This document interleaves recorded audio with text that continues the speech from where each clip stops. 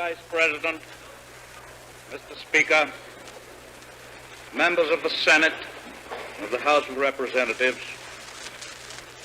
yesterday, December 7th, 1941, a date which will live in infamy. Yeah. You know it. I know it. December 7th, 1941. A day which will live in infamy. Japan attacks Pearl Harbor, sinks a few ships, almost 3,000 dead. The U.S. enters the war, blah, blah, blah. The U.S. drops the sun on them twice. The war ends. If you've ever picked up a history book or played any historical RTS game, you know about the attack on Pearl Harbor. Something you might be a bit more unfamiliar with, though, is how it came to this, and what were the events that led to this point. Another question you might ask is, was there no other way forward? And that is what we will be here to discuss today. Give me just a second, though. I need to be a high-functioning alcoholic here. Give me 1 minute. Alright. God, that tastes like hell. Alright, let's get this fucking started, shall we? Alright, so what actually happened? What got us to this point?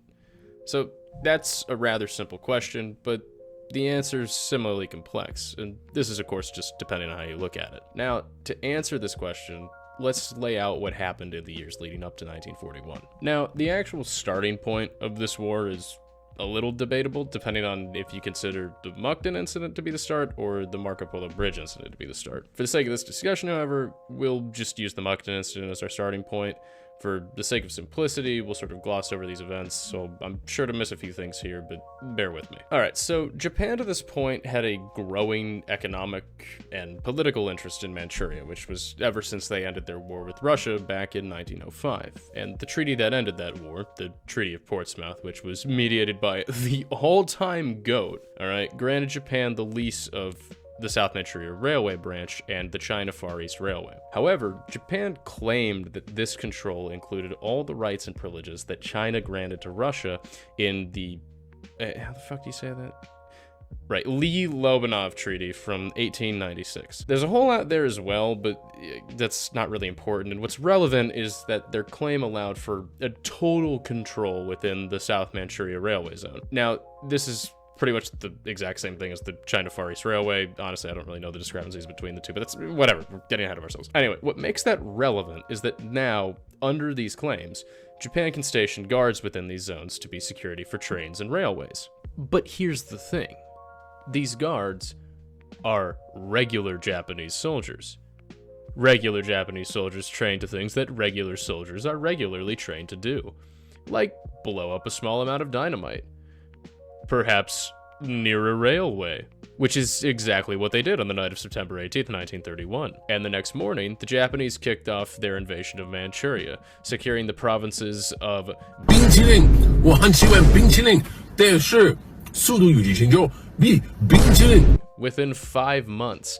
Keep in mind, this is a really brief summary of that incident, so I'm gonna skip over a lot of the smaller details just so we can keep it relevant to the topic at hand. Okay, so quick editor cut in here. I forgot to actually set up a little intro, but this next little part is about the Second Sino-Japanese War. Now, the events of this aren't entirely relevant to what we're yapping about here, but here's a brief rundown. The Japanese, in 1938, they invade the rest of China, starting with the Marco Polo Bridge. Now, China is still in the middle of a rather massive civil war, as China does. And the two main parties, now there's more, but the two main parties are the nationalists and the communists. And these two hate each other's guts, but they both hate Japan just a little bit more, so they put aside their differences, and alongside with the rest of the other warlords, they all sort of kind of fight together, but not really. It's honestly more of just a pissing contest to see who's gonna have more casualties and be weaker at the end of it. That's not really the point. Anyway, Japan sees this team up and just sort of goes, No. Anyway. And proceeds to now whoop China's collective ass instead of its separate ones. And because of this swift advance that Japan makes, this will lead to some of the worst atrocities in the history of human conflict, some of which I'm sure you're familiar with, like the little ones, maybe. They're pretty famous, the little Nanking incident. It only gets worse as they get further and further south into China. But by 1941, that advance actually slows down a bit, and it starts to look something like this. And that's what's going to bring us to our main point here, and that is the U.S. embargo placed on Japan. On July 26, 1941, the U.S. froze all Japanese assets within the United States. This is in response to the Japanese occupying airfields in Indochina just 2 days earlier, after they had made an agreement with the Vichy French puppet state that agreed to allow Japan to go and take the airfields. There's a little bit more to it, but that specific reason is what's used as the justification. So a few days later, on August 1st, the US then places an embargo on oil and gasoline exports to Japan. So now you might be wondering, well, why would the US care in the first place what Japan's doing in Southeast Asia? Aren't they pursuing isolationism? They want to stay out of the war. Why are they doing this? And the short answer is yes. Yes, they did want to stay out, but then President and all-time short bus champion Franklin Delano Roosevelt saw things differently. So let's take a step back. See, the US was still trudging its way out of a small, tiny little economic dilemma known as the Great Depression. Now, Roosevelt, who was elected in 1932 to his first term, did so on the promise he would get the US out of this little conundrum they found themselves in. And he implements a whole bunch of policies that see varied results. Some don't do much, some just kind of fall flat on their ass. Others do make for some marginal improvements, but none could quite make the difference needed. But those marginal improvements buy him just enough popularity to get him elected a second time. And he kind of does more of the same on the whole New Deal approach during this term, and his popularity again stays solid. So he feels spurred, and he runs and wins an unprecedented third term in 1940. This time, though, it's on a new promise, completely separate, and that's that he's going to keep the US out of the war that's now taking off in Europe. There's one problem, and that's Roosevelt doesn't really have his heart in that policy.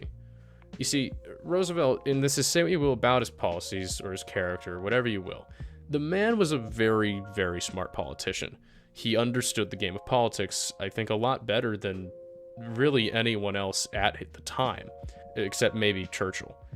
And when the war in Europe actually broke out, he stated very clearly the US would not involve itself. Behind the scenes, he started doing a whole bunch of shit to help the Allies, but we're getting ahead of ourselves there. So France falls, and then suddenly Britain and her empire are now completely alone against the Axis.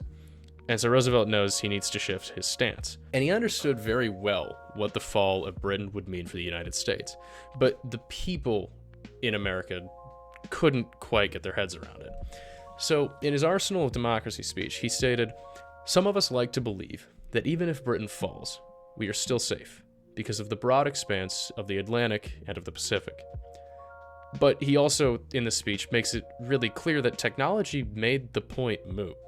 He stressed as heavily as he could to the American people the consequences of such an outcome, saying, "If Great Britain goes down, the Axis powers will control the continents of Europe, Asia, Africa, Australasia, and the high seas, and they will be in a position to bring enormous military and naval resources against this hemisphere." And later in the speech, Roosevelt makes an important emphasis that it was the American people, not the government, that had the power to change the tide of the war, stating, "We must be the great arsenal of democracy. For us, this is an emergency as serious as war itself." So this speech, delivered almost a year before the attack on Pearl, marked a symbolic beginning of the end of isolationist policies.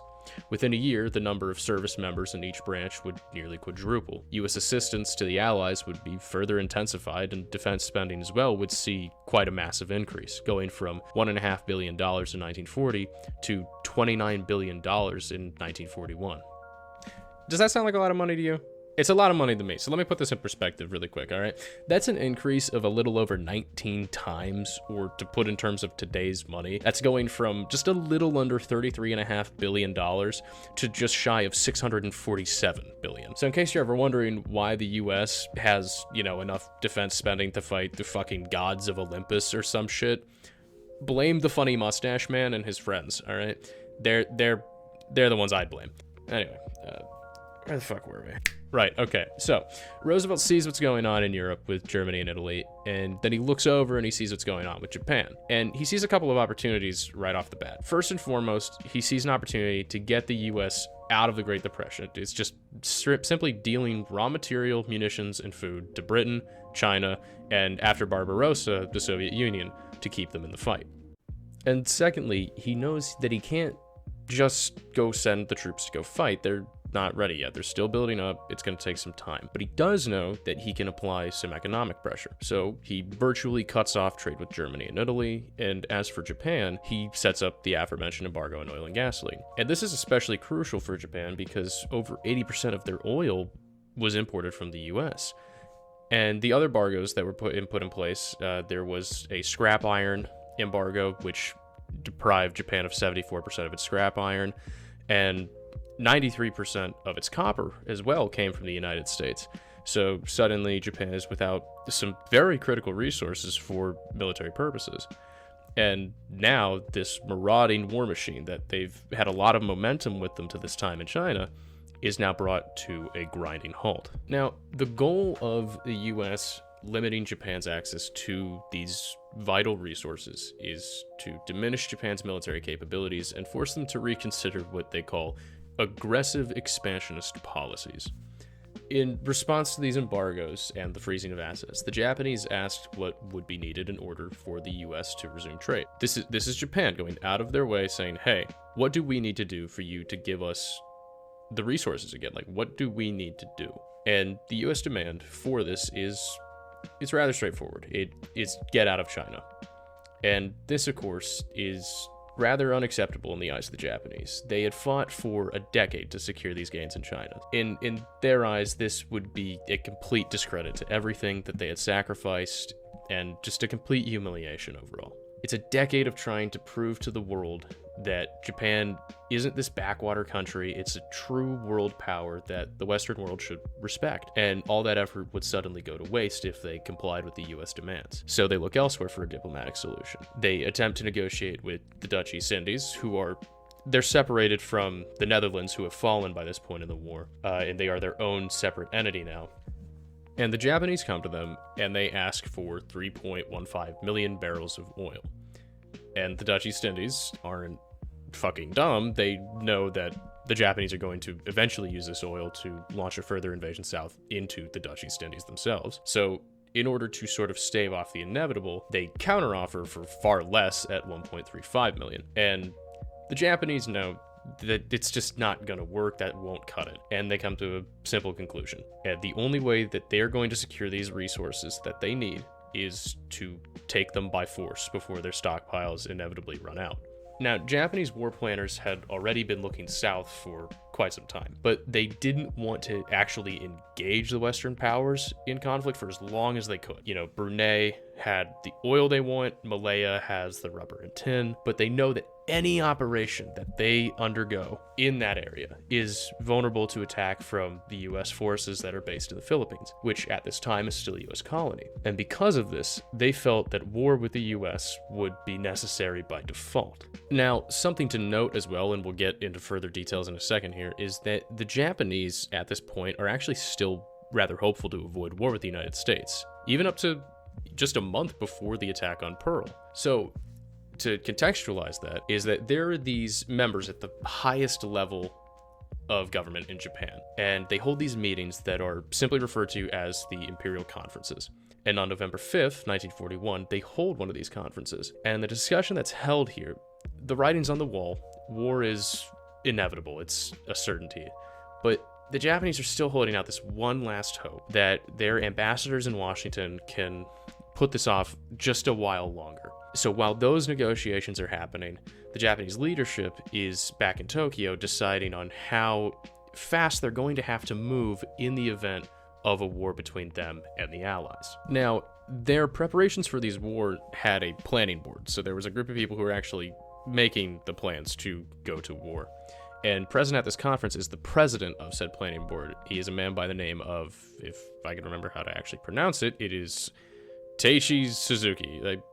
I'll just put his name in his face here. There you go. He's he fucking went to prison for war crimes or some shit like that. I don't remember. Anyways, he lays out Japan's situation with petroleum by the numbers, should they actually choose war. But keep in mind, these are merely Suzuki's estimations of Japan's petroleum supply if they actually go to war with the Allied powers. So in the first year, he says, or his estimate is that they'll have 850,000 kiloliters. In the second, they'll have 2.6 million, and in the third, they'll have 5.3. He then estimates that after accounting for supply and demand, that they would just be able to remain self-supporting with a surplus of just a little over 2.5 million kiloliters in the first year, and then it drops way down to 150,000 in the second, and then comes back up just a bit to 700,000 in the third. He also believed that by the third year, and by estimations of if it went poorly, that by the second year they would reach a critical stage in regards to aviation fuel. And if you're familiar at all with how the war played out, the Pacific Campaign was very dependent on aviation. So, in other words, by their own estimations, the Japanese are in a race against time to capture and secure petroleum supplies from the Allies should they go to war. Now, Suzuki also gave other estimations on surplus resources, as well as certain shortages in regards to fuel. However, it's something he mentioned in closing remarks that draws a bit of attention. And he states, "Since the probability of victory in the initial stages of the war is sufficiently high, I am convinced we should take advantage of this assured victory and turn the heightened morale of the people, who are determined to overcome the national crisis even at the cost of their lives, toward production, as well as consumption and other aspects of national life. In terms of maintaining and augmenting our national strength, this would be better than just sitting tight and waiting for the enemy to put pressure on us." So it's in this statement that we actually start to gain a little understanding of the confidence that the Japanese leadership had in their ability to successfully wage war against the US, Britain, and the Dutch, all the while still fighting China. Meanwhile, in the US, efforts are still on to find a diplomatic solution to alleviate the tension. Now, there's an aide to Secretary of State Cordell Hull. He's a bit hard to find information on, but he goes by the name of Joseph W. Ballantyne. And he's very involved with these negotiations between Japan and the US. And he wrote a whole bunch of memorandums regarding his thoughts on all the meetings that are held between Hull and the ambassadors. And one such memorandum from November 22nd, 1941 states, "There is no desire in this country to deny to Japan petroleum products needed for its normal economy. But the increased consumption of American petroleum products in Japan for a military purpose brings to the fore a question which we have called to the attention of the Japanese ambassador, namely that the Japanese association with the Axis powers is doing the United States tremendous injury." The memorandum here is rather symbolic of the American thought process with the negotiations that are being held with Japan up to this point. That being that the Americans really do want to resume trade with Japan, it's just they can't willingly do so if the products that they're exporting to Japan, which is namely petroleum and oil, are being used for military purposes, because they know what it looks like to Britain if they're trading with Japan, who's a part of the alliance that Britain is fighting against right now. And so despite their greatest efforts, the Americans simply, on their own end, they're just unable to find an agreeable compromise with Japan.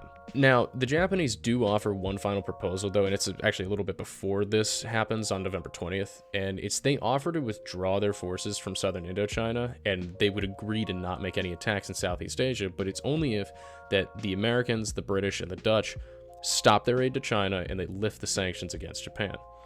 But obviously this isn't acceptable to the US because the Japanese are still going to continue their war in China. So on this day, in a meeting with Japanese ambassadors Kurusu and Nomura, Secretary Hull presents two memorandums. The first is it's a simple reiteration of traditional US policy, territorial integrity, equal commercial opportunity, that's at the forefront. It's the second, however, that is pretty much what's the flashpoint. The second memorandum offers the resumption of trade between the US and Japan if the Japanese carry out a few specific items, and the most prevalent of these is now its complete withdrawal from not just Indochina, but China as well. This becomes known as the Hull Note, and to the Japanese, this is the United States' final offer of sorts. Its third clause of Section 2 of the memorandum is titled The Outline of Proposed Basis for Agreement between the United States and Japan. And again, it's the third clause of Section 2 that most likely is the final straw for Japan when they read this. And it says that the government of Japan will withdraw all military, naval, air, and police forces from China and from Indochina. And this is, needless to say, again, it's an insult to Japan. They're in awe of the fact that the US is still putting this demand down. And so in a memorandum from the same day, Ballantyne recounted the reaction of Ambassador Kusuru to the proposal and just the almost immediate and resounding disapproval of it. And he writes, he said that if this was the idea of the American government, he did not see how agreement was possible. So the Japanese ambassadors, despite the insistence of Secretary Hull to, be a little patient in how they react to the proposal, they just immediately relay that proposal to Tokyo and they react more or less the same. And so the Hull Note from the Japanese perspective is all the confirmation that they needed to decide that war is now the only course of action really available to them. And unbeknownst to the Americans, who believed they still had time to negotiate, even for just a short while longer, they'd inadvertently thrown up a Hail Mary play. And this would ultimately result in the break of diplomatic channels between Japan and the US. The Imperial Conference of December 1st, 1941 would contrast quite noticeably from the Conference of November 5th. The members were the same, but they now all seemed to agree that war was now the only realistic outcome. And in his opening statement, Prime Minister Hideki Tojo remarked, "The United States demanded our complete and unconditional withdrawal of troops from China, and the reduction of the Tripartite Act to a dead letter. This not only belittled the dignity of our empire and made it impossible for us to harvest the fruits of the China incident, but also threatened the very existence of our empire. It became evident that we could not achieve our goals by means of diplomacy." And these remarks are representative of the conference as a whole, which at this point is nothing more of a finalization of plans for war. And on December 7th, the first part of this was that the Japanese were to give a final note to the US Secretary of State, and attached to it would be a declaration of war. However, because the ambassadors were in such a hurry to just get the fuck out of there, they forgot to actually give that note to the embassy. And the US, the only way they actually find out is because the ambassadors send a wire of what's happening, and a wire gets sent back to them what's happening, and the US intercepts this, and now they work to decipher what it's saying, but this takes several hours, which is why that as they're deciphering this, they're also now getting news out of Hawaii that Pearl Harbor is being attacked by the Japanese. So they have no idea that they're at war until it's already far too late. From there, the Japanese, though, would initiate the second part of their plan and launch attacks on the European holdings of Hong Kong, Malaya, Singapore, and the US territories of the Philippines, Guam, Wake Island, and, of course, Pearl Harbor. Well, that brings us to the end of the video. If you've stuck around this long, consider dropping a like and subscribing. If not, that's alright too, I guess. But in all seriousness, I appreciate you taking the time to watch. Until next time.